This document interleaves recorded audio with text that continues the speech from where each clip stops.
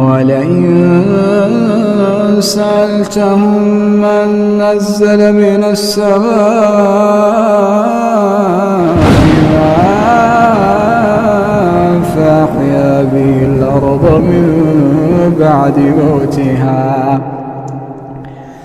فأحيا به الأرض من بعد موتها ليقولن الله. قل الحمد لله بل أكثرهم لا يعقلون وما هذه الحياة الدنيا